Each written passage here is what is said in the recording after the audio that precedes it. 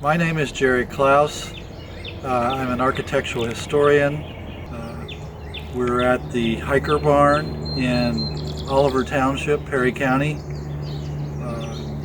This barn appears to have been built just following the Civil War. It is composed of mostly pine timbers, which are mortised, tenoned, and pinned together. One of the characteristics of the standard Pennsylvania barn is its being symmetrical, and you can see that the gable end here is perfectly symmetrical.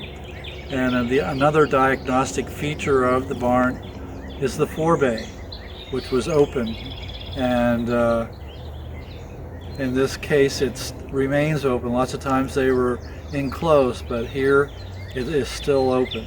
You can see that this enabled protection for both the farmer and the animals going in and out of the stables, and they could carry milk or whatever to the milk house. But that was one of the great features of these barns, was this forebay and its protection. Here inside the barn, in the stables, you can see how the floor joists are only hewn on two sides, and that they rest on the summer beam, which runs from one gable end to the other gable end of the barn. And it provided the interior support of the barn.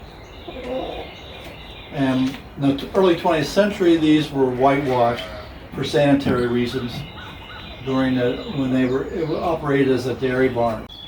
An important feature associated with this barn is the barnyard wall, constructed of sandstone with a capstone along the top, which protected it from the weather.